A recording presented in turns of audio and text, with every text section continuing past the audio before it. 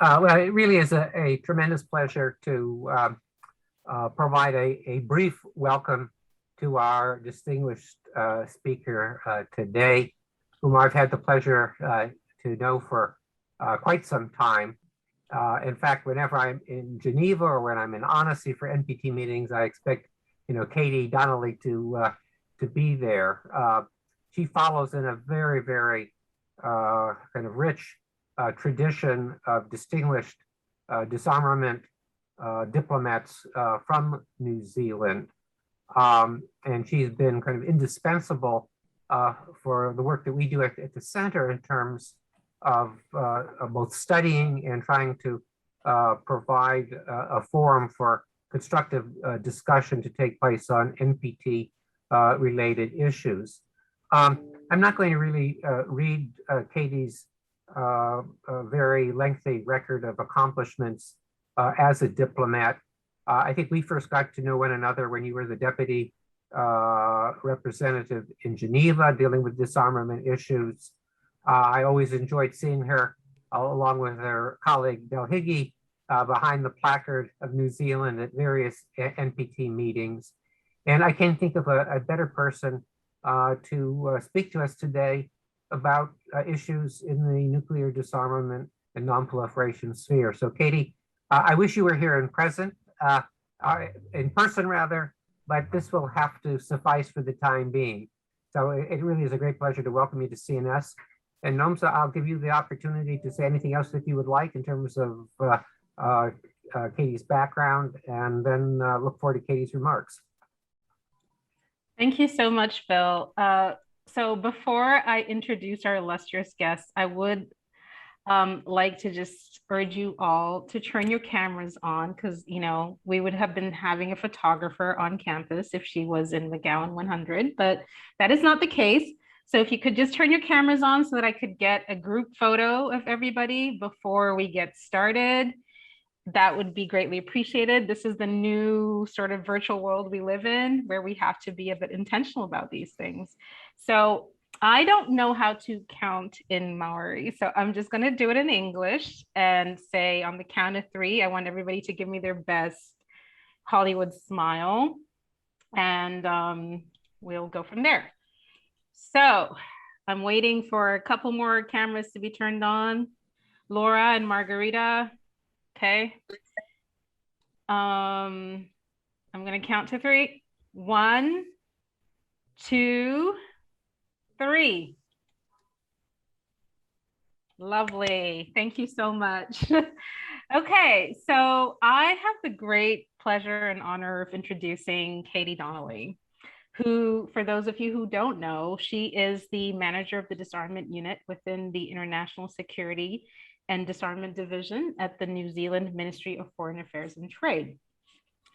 Her portfolio covers all issues relating to disarmament, arms control, and non-proliferation, as well as export controls. So Robert Shaw, who's also in the room, I'm sure will have lots to ask you, Katy, with regard to export controls in New Zealand, or maybe not, because, perhaps New Zealand has an incredible, impeccable record, who knows? So she has served as New Zealand's Deputy Permanent Representative on Disarmament Issues in Geneva from 2015 to 2018, and was part of the New Zealand delegation to the negotiations on the Treaty on the Prohibition of Nuclear Weapons.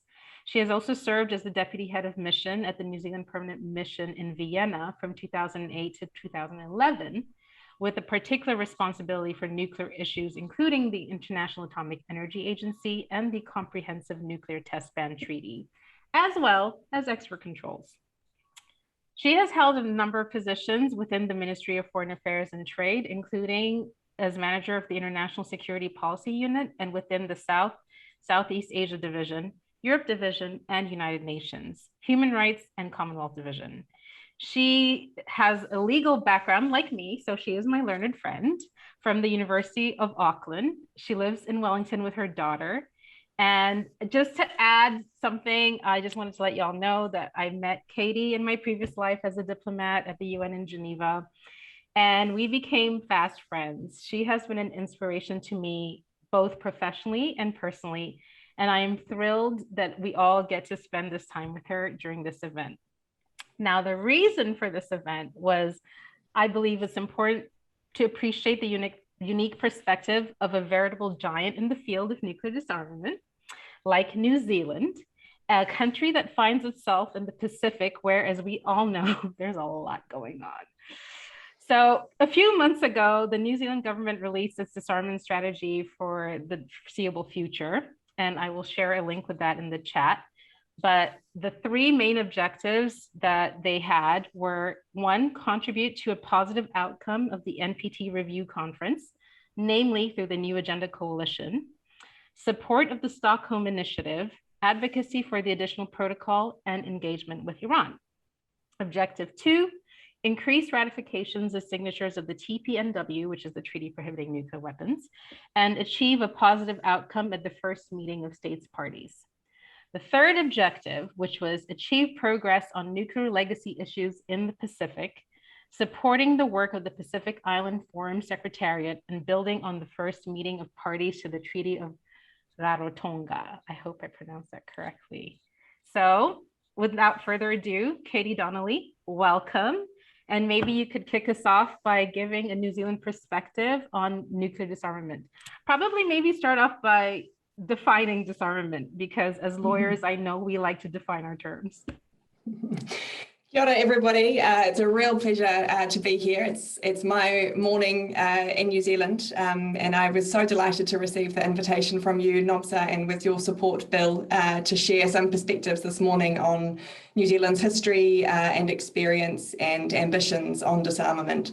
I think the focus, of course, is in particular on nuclear disarmament, which is entirely appropriate as we head up to the review conference of the Nuclear Non-Proliferation Treaty, and also the first meeting of states parties to the Treaty on the Prohibition of Nuclear Weapons.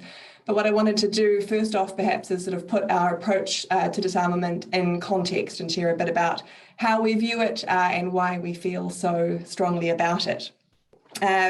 When NOBSA asked me to cover off a little bit about what is disarmament, I couldn't help but think back to the days when the nuclear weapon states produced their nuclear disarmament glossary. And it really sort of highlighted for me that, in fact, even the term disarmament is hotly contested. I think Wikipedia will tell you that it's the act of reducing, limiting, or abolishing weapons. And I think that really does cover the full spectrum of activity. It can be both the process and the end result. For New Zealand, we're quite clear disarmament is obviously not the same thing as non-proliferation. I find even among my ministry colleagues explaining the difference between those two is quite significant. Disarmament being reducing the weapons for all, and non-proliferation being preventing the spread of weapons or dual-use technologies, component parts, to stop others from having them as well. New Zealand is very well known for taking an ambitious approach to disarmament, so we're appropriate pushing for full prohibition and abolition of any kind of weapon that we think should be illegal or immoral, inhumane. Where the weapon could be used in compliance with law, obviously we also pursue other forms of disarmament, whether that's limitations or arms control or a regulatory approach which prohibits its use only in some circumstances rather than others. I would say, and many of you may in fact have this view, that New Zealand's approach to disarmament is often portrayed internationally as sort of idealistic, a bit of a utopian view, as opposed to a more pragmatic, realistic approach to disarmament. Obviously, that's not a view that New Zealand holds.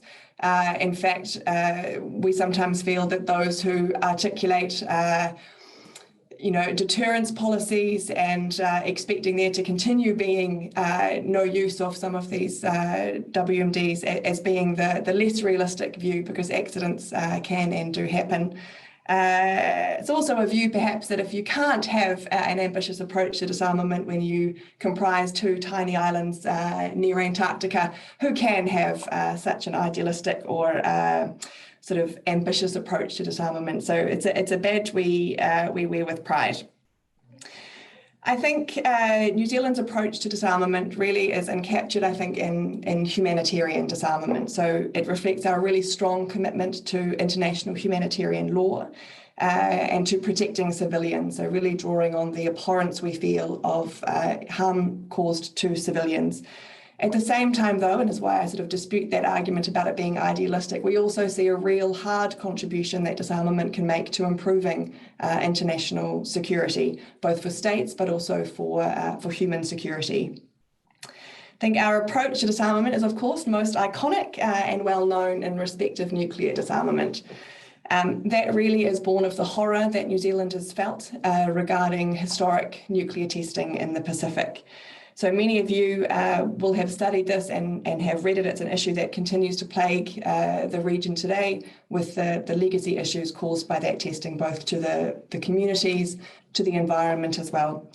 So very briefly, I guess, of 1946 to 58, 67 nuclear bombs detonated in the Marshall Islands. There's a lot reported on that. I think one of the more recent reports from the UN Special Rapporteur on Toxics notes it's sort of equivalent to 1.5 times a Hiroshima-sized explosion every day for 12 years. Between the 30 years between 1966 and 1996, more than 200 nuclear tests in French Polynesia and Mururoa and Whangataupā. New Zealanders did not like that very much. From the 1960s, quite a significant protest against testing in the Pacific. Common catch cry, if it's so safe, why aren't you doing it in Paris? Our Minister for Disarmament and Arms Control has spoken about his own history, sort of protesting against nuclear testing in the region. There are amazing footage of, local flotillas heading out to disrupt the protest, Greenpeace boats sailing in the 1970s, New Zealand frigate sent up to Mururoa with a minister on board to protest against the testing. In 1973, with our good friends Australia, instituted proceedings against France to try to stop the atmospheric testing, something that we took back in the mid-1990s following France's announcement it would resume underwater testing in the region. It saw us join support for the International Court of Justice advisory opinion about the legality of nuclear testing. It also led to a pretty significant moment in New Zealand's broader foreign policy following the bombing of the Rainbow Warrior, a Greenpeace vessel in the mid-1980s. In fact, 10th of July 1985 was a vessel preparing to sail up into the Pacific to disrupt the French testing there. Bombed by the French, and sort of the outcry in New Zealand was very iconic.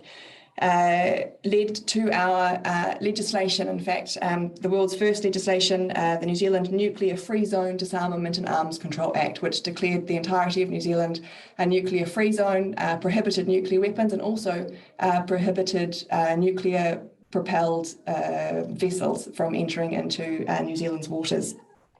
Established too, something very significant for us, the ministerial portfolio, Minister for Disarmament and Arms Control, which remains the only one of its kind in the world, and another special mechanism, the Public Advisory Committee for Disarmament and Arms Control, which for 3-year terms has New Zealanders serving in an advisory capacity to give advice to the Prime Minister and also to the Minister of Foreign Affairs on New Zealand's implementation of the 1987 Act and on other issues relating to disarmament, which is a pretty significant opportunity for New Zealanders to feed their views directly into the New Zealand government. That legislation was very significant for us. It ended ANZUS, the Australia, New Zealand, United States Security Alliance, and led to quite a significant break for a while in our relations, in particular on the military front. Since then, New Zealand has stood up and spoken up on a much broader range of disarmament issues, really drawing on that humanitarian disarmament vibe. Including on landmines, on cluster munitions, and as NOMSA pointed out, from our New Zealand disarmament strategy, also some of the newer issues coming down the line, in particular around outer space, but also the threat posed by the prospect of autonomous weapon systems. So probably pause there, NOMSA, in case there's some follow-up questions from you. Thank you so much for sharing this, because, I'm actually finding that there were some things I didn't know about New Zealand's history with disarmament and nuclear non-proliferation issues. And I guess my follow-up question would be, what exactly is like the secret sauce? Why is New Zealand on its own path with regard to these issues? And I mean, you probably have opinions about it, not necessarily something that is a fact, but I'd just be interested to know more about that. I think probably the sort of durability, longevity of New Zealand's commitment and approach to disarmament really reflects that it is something that sits very well with the views of New Zealanders, and through the democratic system with that of successive New Zealand governments. It's very often referred to as a sort of key part of our bipartisan foreign policy. So regardless of which political party is in power, there is a strong commitment to nuclear disarmament. New Zealand's signature and, in fact, ratification of the Treaty on the Prohibition of Nuclear Weapons was undertaken under the previous government, and promotion of its universalisation and preparations for subsequent meetings are now taking place under the Labour Party, a new government. I think, too, the strength of New Zealanders' feeling for disarmament issues has played a big part, right from nuclear disarmament, where I think in those decades, perhaps the most strong and visible New Zealand public reaction to disarmament issues. But if you were to stop New Zealanders in the street, and occasionally it does happen, reporters asking questions, for example, most recently about autonomous weapon systems, and we commissioned, in fact, our own poll on that. But questions too about retirement savings, investment in the prospect of developing cluster munitions. They all continue to get a really strong reaction just from your average New Zealander on the street, with a demonstration of how strongly New Zealanders feel about the injustice of a lot of the ways that arms are produced and sold and used, who benefits from those and who the victims are. I think the injustice of that resonates really strongly with New Zealanders and with the New Zealand government. If it's of interest, I think in particular for this government, there's a really strong recognition that the role and the issues around disarmament that New Zealand advocates for resonates really strongly with the broader values-based foreign policy being pursued by the government. I can't quite see on the screen. All I can see is myself talking to myself. So I can talk a little bit perhaps about where it fits in New Zealand's broader foreign policy, if that's of interest.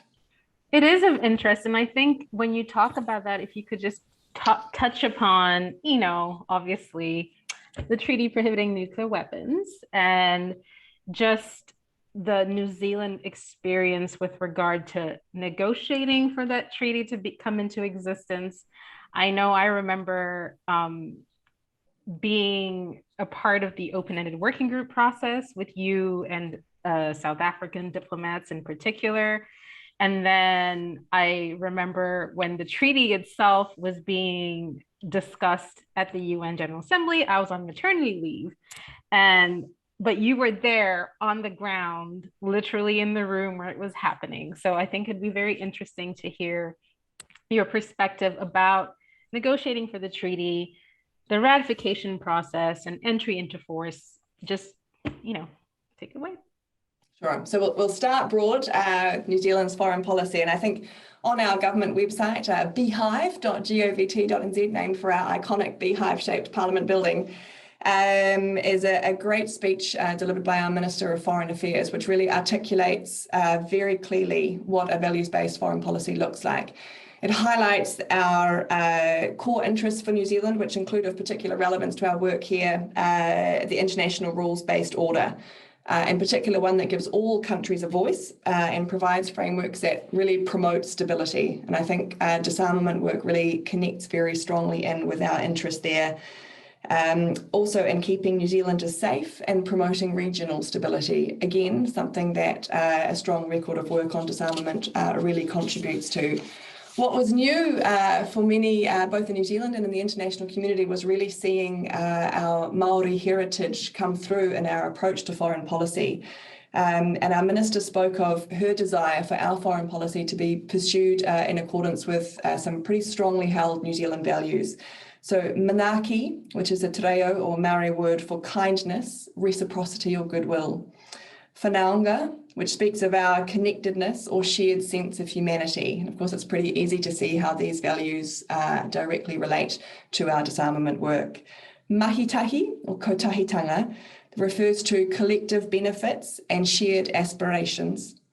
And finally, kaitiaki, a very commonly used term in New Zealand, which refers to protectors and stewards of intergenerational well-being, really often understood and used in the context of our work on climate change, but equally as important for our work on disarmament, and in particular on nuclear disarmament, where we've already seen from the experience of the use in Hiroshima and Nagasaki, and of course the legacy of testing, just how intergenerational those terrible humanitarian consequences of nuclear weapons really are. Those values have really driven New Zealand to look in particular sustainability and looking for intergenerational solutions for issues. And of course, disarmament is one that fits there. On my particularly cynical days, I always talk about disarmament as being a job for life. It really does feel like one of those jobs that's never going to be done, but one that we must remain committed to and pursue. So with that framing, I think you can see quite a strong connection and high-level support within the New Zealand government for ongoing work on disarmament. That, of course, was very clear in our leadership role in the Treaty on the Prohibition of Nuclear Weapons, which has both been professionally and personally one of the highlights of my career and indeed life to date. It really highlighted also the need for great communication and cooperation among states, but also the importance of holding your nerve when it looks like things may get difficult. There's been a lot of discussion now about the Treaty on the Prohibition of Nuclear Weapons as sort of, disrupting work on nuclear disarmament, proving a distraction from the Nuclear Non-Proliferation Treaty, where, work on disarmament really has an opportunity to move forward because at least some of the nuclear weapon states are party to it. This framing, which we see a lot now and we hope will reduce in the future, really misses the fact that the TPNW was launched and negotiated, adopted and entered into force as a sign of frustration and of a real strength of feeling among the overwhelming majority of the world states, of non-nuclear weapon states, that the nuclear weapon states simply weren't doing enough to fulfill their Article 6 legally binding obligations to pursue nuclear disarmament within the NPT framework.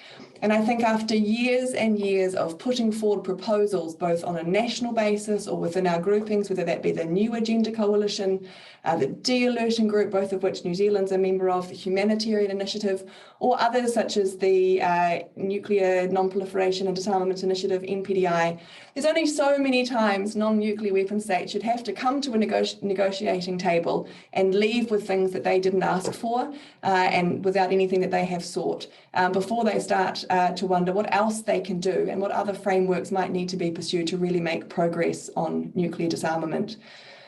I think for us, our firm belief that the TPNW is a good thing and can make progress is around that providing of the legal framing for achieving a world without nuclear weapons. It doesn't pretend to have all the answers. It provides flexibility within its scope for multiple ways that states with nuclear weapons could join the treaty. It provides for safeguards, it provides for the development of new institutions if they're required, new agreements if they're required. It is the absolute best that could be done without any of those that actually possess nuclear weapons participating in the conference. And of course, we regret that they weren't there. They were obviously very much invited and we had hoped they would participate. But nevertheless, their lack of participation did not deter New Zealand or any of our other close partners in working together. I think importantly too, the TPNW also provides a really strong normative drive against nuclear weapons. So the NPT obviously remains the cornerstone of the international disarmament and non-proliferation regime. The TPNW is crystal clear on that, as is New Zealand. But the NPT still persists with the view that there are some states that under the purview of that treaty are legally allowed to hold nuclear weapons. The TPNW provides New Zealand with an opportunity, and all states who join it, to state that in fact our opposition to nuclear weapons is so strong that we believe nobody should have them, that they should be unlawful for everybody. This is of course a key finding in the 1996 advisory opinion of the ICJ, that the absence of an international legally binding rule had led them to the decision they reached at the time. And the TPNW is something that provides the filler for that legal gap, as it's so often referred to. So for us, we feel very strongly that the TPNW helps us move forward. It allows us to keep building momentum and moving on nuclear disarmament. and to continue to put pressure on nuclear weapon states to play their part within the NPT.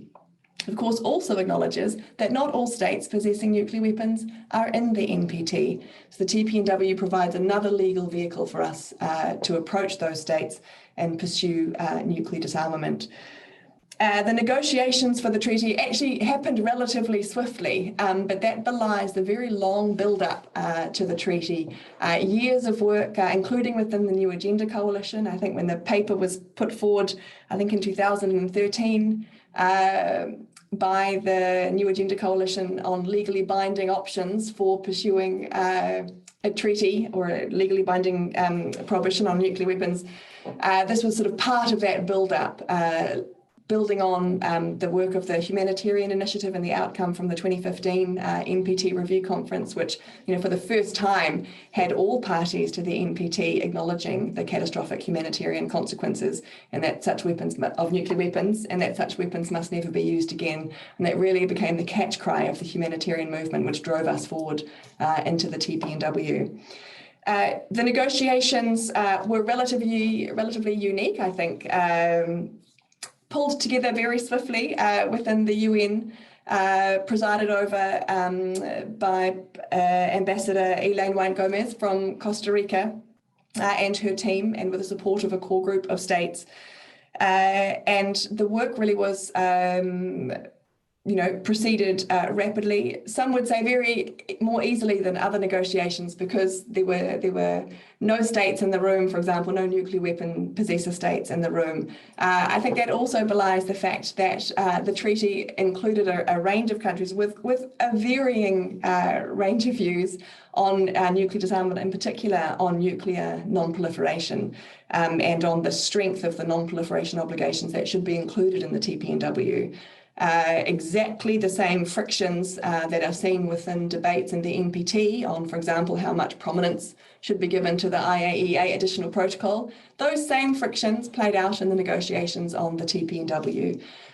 Differing views between states too on what form of verification should be required. How long should states be given to disarm? Should states be allowed to withdraw from the treaty? Can you have reservations? How often should the treaty meet? Sounds like a very bureaucratic administrative question, but when you're thinking long term about a strategy for building support for and implementing a treaty, when the vast majority of the members negotiating and trying to drive it forward are small states with limited resources, a question around, annual reporting, annual contributions to a standing secretariat, annual meetings. These are all considerations taken into account by governments when they're trying to decide whether they're going to ratify and lobby and promote a treaty. So a lot more issues taken into consideration in negotiating and adopting the treaty than perhaps the big one, are you in or are you out of the push for nuclear disarmament? I think following the euphoria of the adoption of the treaty and the massive push globally for achieving its entry into force, I think we really saw the value here of governments working and in many ways absolutely driven by civil society. There would be no treaty on the prohibition of nuclear weapons without ICANN, let me say it as plainly as that. They have been a driving force, reaching out to governments, building, civil society grassroots support for the treaty, really holding governments' feet to the fire. You say all these ambitious statements in meetings. What are you actually going to do about it? Here's your chance. You can't sit back and blame the nuclear weapon states for not delivering the TPNW. This is something you can do and should do without them. And indeed, that's what governments did. And really, the receipt of the Nobel Peace Prize was an absolutely outstanding recognition of the contribution there. And of course, they have not stopped continuing to push governments to sign and ratify the treaty, encouraging attendance at the first meeting of states parties on the TPNW. And we're thrilled to see the news this morning, probably broke where you are yesterday, but for us overnight, about Norway, the first NATO government to announce it's going to observe the first meeting of states parties to the TPNW, which is exactly what we had been wanting to see by this stage, engagement by supporters and those who are still on the fence on the TPNW. So I hope that sort of answered your question. Obviously, I feel very passionate about the treaty and will continue to do so. In fact, my daughter, who was 6 at the time of negotiations, has a lot of ICANN paraphernalia and joined me virtually in some of the negotiations. She was back in Geneva. So it's a family affair. No, that is just, I think you covered so many issues expertly. And for those of you who don't know, Katy and Ambassador Del Riggi were the ones who oversaw the annual report of the Conference on Disarmament just before all of this open-ended working group stuff kicked off. And they expeditiously got all 61 countries to agree on a report and the content. So you can see that she is very good at being efficient in covering all the salient points. You spoke about nuclear testing in the Pacific, and I do have some questions about the Marshall Islands and the Pacific Islands. And Mike, you talked about not just civil society, but just the New Zealand population being concerned about this as far back as the 1980s. But I'm just curious as to why it's so important to New Zealand to sort of help represent people from the Pacific Islands and help sort of push forward the argument for some sort of restitution or some equitable resolution to what occurred there. If you could just like touch upon that a little bit. Yeah, absolutely can. And I think I draw back to the very public statement from our Prime Minister and Minister of Foreign Affairs, and also our Minister for Disarmament and Arms Control, really highlighting that New Zealand is first and foremost a nation of the Pacific, Moana Nui a Kiwa, our term for the Pacific. As a member of the Pacific Island Forum and of the family of nations of the Pacific, it's very clear to us that our role in the Pacific needs to be supporting what the Pacific Islands wish to prioritise. Every year, for as long as I can remember, the Pacific Island Forum leaders, so the prime ministers and presidents of the island nations, have spoken of the legacy of nuclear testing in the region and the need for support to achieve restitution for that. Delivering that outcome is obviously beyond New Zealand's abilities. We can add our voice to what the Pacific Islands wish. We can seek new opportunities to do so, for example, through the Treaty on the Prohibition of Nuclear Weapons. We support the new work streams. The forum itself is setting up a task force on nuclear legacy issues, for example. The use of the very first meeting of states parties to the Treaty on Rarotonga, which weirdly only happened in December 2020, despite the treaty having been adopted in 1985. So all of those opportunities are where we can voice our support for Pacific Island objectives for addressing nuclear issues. And I think as I highlighted, those values which are driving us really resonate too on this issue specifically in the Pacific. They did not benefit from nuclear testing, but are bearing the really deep and intergenerational costs of that testing. And that is an equity issue which we remain committed to addressing. That's awesome. I wanted to ask, I'm going to ask you to switch a little bit and ask about the role of women and young people in this field, whether it's from an official position in terms of in the Ministry of Foreign Affairs or Defense or whatever, to if it's civil society or just advocacy work in general. And my question is, what advice would you share with aspiring diplomats from nuclear weapon states in accordance with the definition in the NPT? And is it going to be different from what you would say to diplomats from non-nuclear weapon states? And then the second one would be, what advice would you give to people who are not going into those government positions, whether they are from a nuclear weapon state or a non-nuclear weapon state, who are young and or women? Thank you. Great, some great questions there. On youth and women, obviously, both officially and in a personal capacity, the value of having diverse voices around the table is very well known. And outcomes are stronger, more durable, more likely to be implemented when there's a diversity of voices developing them. I think there are some pretty shocking studies, including those done by the UN Institute for Disarmament Research, highlighting disarmament as sort of one of the last bastions of significant gender inequality. And I would thank the TPNW negotiating conference, in fact, bucked that trend and had the highest proportion of gender equality across disarmament meetings and processes for the duration of the UNIDEA study.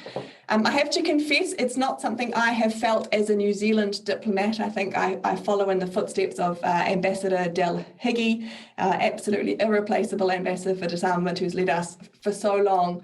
I now head the team on disarmament. All three of my policy officers who work with me on disarmament are women. Our ambassador for disarmament in Geneva is a woman. Our deputy permanent representative on disarmament in Geneva is a woman. But I am absolutely conscious, and have been all the times we've been asked to speak about the importance of this issue, that we're just one diplomatic rotation away from potentially having all men in those positions, and we find ourselves subject to exactly the same criticism that other delegations are.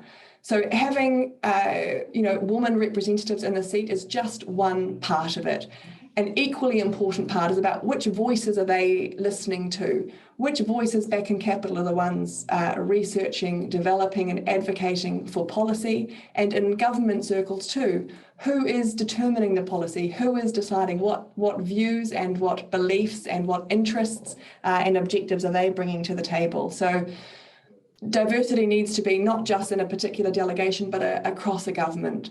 And from my perspective, achieving this in a sustainable way really comes down to, and indeed the really important work that Bill has been leading for years through CNS as a major part of it, is driving disarmament education and ensuring youth are engaged, interested and pursuing careers too, which help feed diverse views into this work.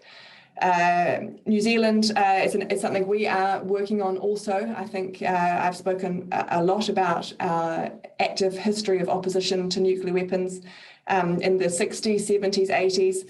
We find today a shift perhaps in a greater focus, for example, on climate change, on misinformation, struggles for democracy, on violent extremism and the impact of isolation and inequality. Much more so for our younger generation than nuclear disarmament, perhaps under the feeling that this is an issue that's surely been solved. We don't hear so much about it anymore. It seems to have been dealt with. And it's my job to remind the young population of New Zealand that, in fact, there are sort of roughly 14,000 reasons why they should be still very concerned about nuclear weapons. So I think the role of education is absolutely critical to ensuring that there is a diversity of voices coming through the pipeline, not just in New Zealand, but for all countries. For advice on sort of careers in diplomacy and sort of whether that would be different for nuclear weapon states and non-nuclear weapon states, I think overall, a career in diplomacy is absolutely rewarding. It's such a diverse career, and the people you meet, the issues you get to cover, and under normal times, the places you get to go really are, great drivers for pursuing a career. I would say it can be a hard one, and I think COVID has really highlighted for us the importance of staying in touch with people and being with your family. And I think not quite as extreme, obviously, as a career in the military, but a long-term diplomacy career can be very disruptive, and it is something that I think everybody needs to go into absolutely with their eyes open. I think my top tips would be to be patient, and that you don't know what you don't know. I think there is something that we all have to learn from absolutely everybody. And I think one of the worst things you could do as a diplomat is to go into a room and assume that perhaps you know the most of anybody there, or that you already know what it is you're going to get from somebody else in the room. Perhaps you will get that piece of information, that relationship, that introduction, but there are many other things too that you have to learn. Not just from those with whom you agree, but in fact, perhaps even more so from those with whom you disagree. It's an opportunity to understand more about their position, which in turn helps you realise how you could perhaps adjust or frame your preferred approach to help get where you want to go. I think to be kind, it's a catchphrase that's I'm very happy to see used much more often, but it really doesn't cost anything. And I would say for a career in diplomacy, perhaps more than many others, how people think of you really matters. I think now about my career, the terms I've spent in Vienna, back in Wellington and then back out in Geneva, many of the people I met as a relatively junior diplomat in Vienna, by the time I got to Geneva, these people were heads of mission. They were heads of secretariat in the UN bodies. And I am so pleased that my mother always taught me to be kind and polite, because you never know what form people are going to come back to you in your life, and when you may need something from them, or where you would want to continue a relationship, and having set it off on the right foot is always a lot easier to do. And finally, I would say really to follow what you love. You know, a diplomatic career allows you to either have a go at anything and become an amazing generalist, ability to sort of slot in and pick up anything, but it also allows you to choose issues that you feel deeply about and that you wish to become an expert on. Disarmament is one of those issues where it can feel like you're at a massive disadvantage when you're sitting around a table in a negotiating room, and everybody else seems to know why you can't use the word conditional in a discussion about nuclear weapons, or why there's such a raw, absolute furore when someone talks about stepping stones versus step by step, the importance of talking about the eventual elimination, or why a reference to general and complete disarmament might cause alarm bells, and you're sitting there going, but why? That sounds good. We should definitely go for that. So there is a case for working on these issues for long enough that you understand the nuance and recognise that you can in fact give away 10 years of hard-fought language if you take your eye off the ball in one negotiation and one round on one UN resolution, and it comes back to bite you in every single negotiation you have to do since then. So I think that would be my three general tips.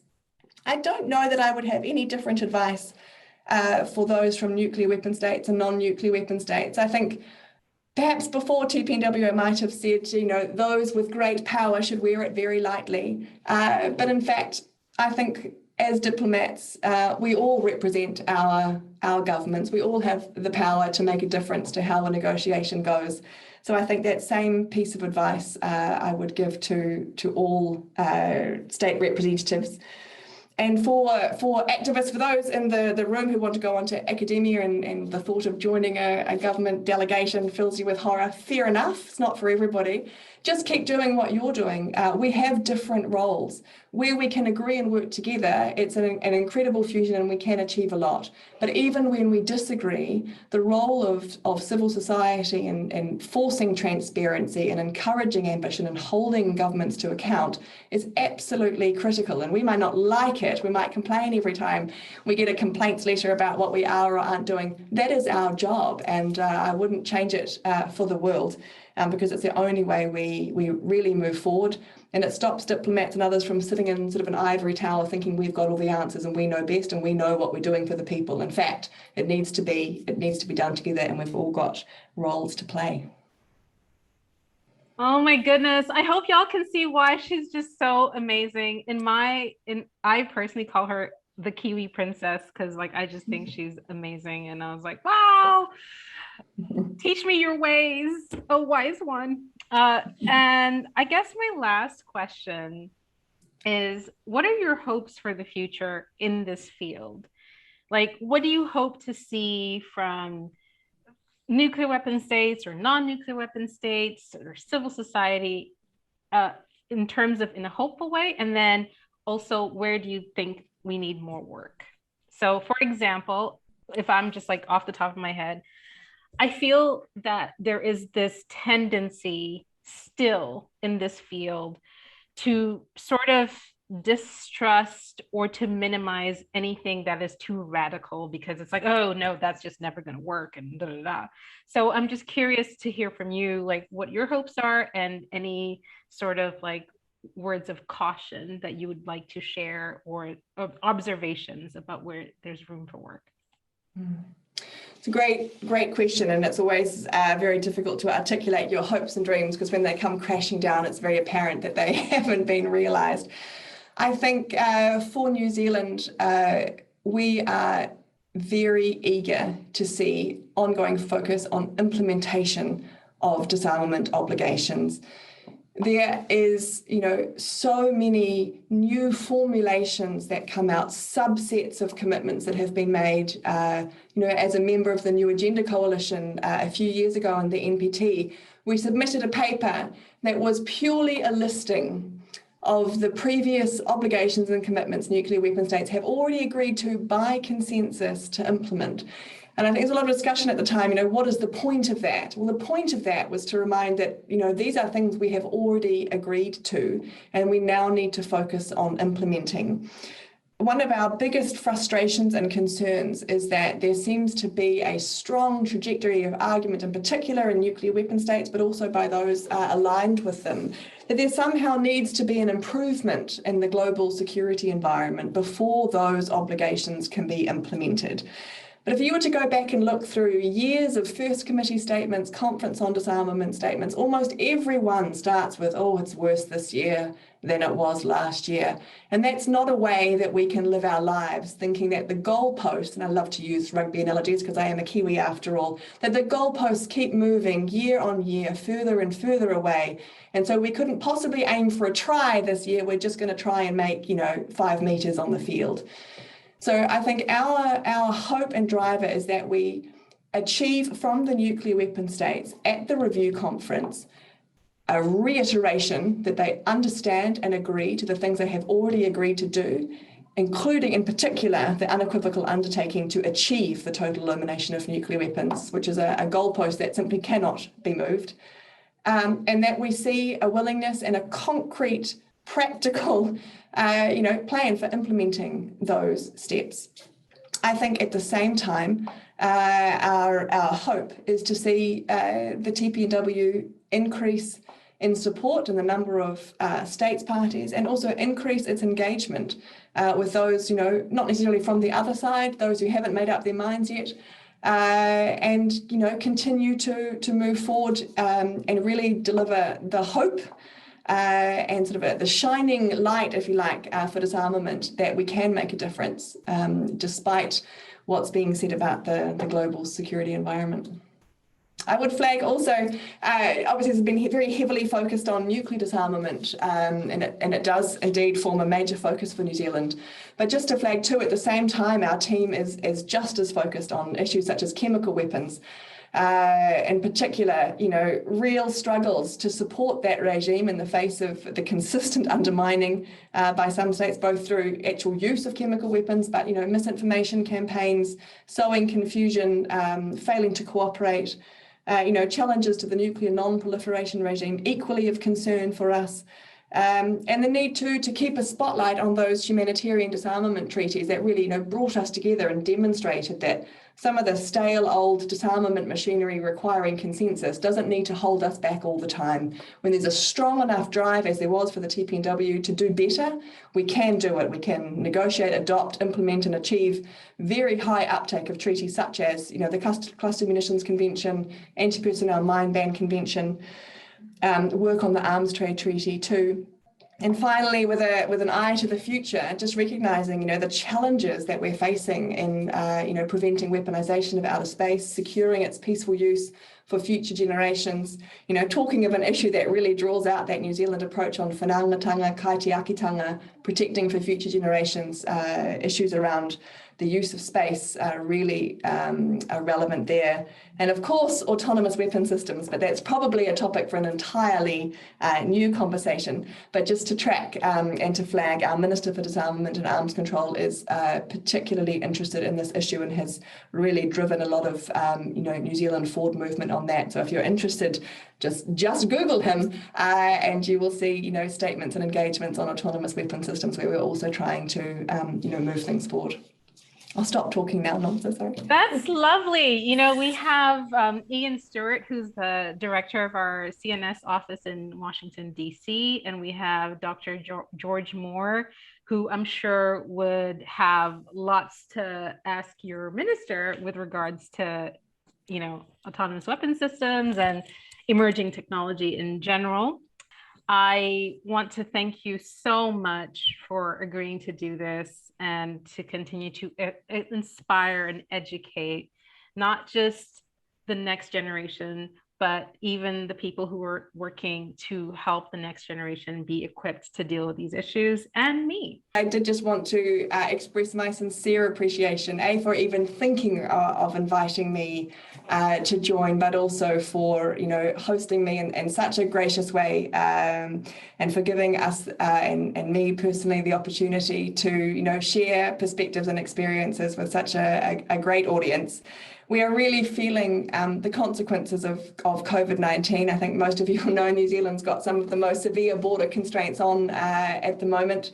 Very difficult to leave the country, but even harder to get back in, which means we are really missing face-to-face contact with our nearest and dearest on disarmament issues. And I'm even missing my exchanges with my non-nearest and dearest among the nuclear weapon states and others. And I think you get a lot of passion and energy from direct engagement, and it's always something new to learn. So virtual is the best we've got at the moment, and I'm so grateful for having been given the opportunity. As you might have guessed, it's not difficult for me to talk for an hour and a half, or indeed 7.5 hours, about disarmament issues or New Zealand's approach to it. So thank you for listening. I would be remiss not to share at least one anecdote from our days in disarmament trenches. Which one? Basically, well, I never had the honor of attending First Committee, but I know that from the delegations that used to go, you would find the most interesting friendships amongst different member states. And I do recall, I won't name which country it was, but one of their delegates asking Katy to carry their books back to Geneva because they'd bought so many in New York. And I always loved that, because I just thought, these are the things that people don't see behind the scenes, that like at the end of the day, we all get along and love and support each other. Except on that occasion, I said no, because I had bought so many pairs of shoes. I didn't have any space in my bag for my colleagues' books.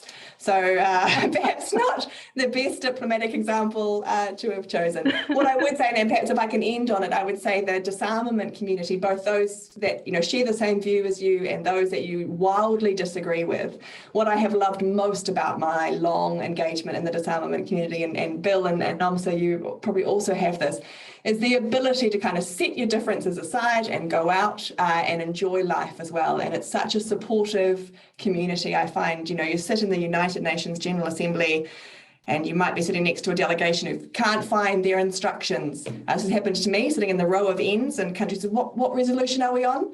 And I'd be like, we're on, whatever it is. I mean, well, what are you doing on that? Well, we vote yes, you guys usually vote no, or you guys usually do what this delegation does, and you watch for their light to go.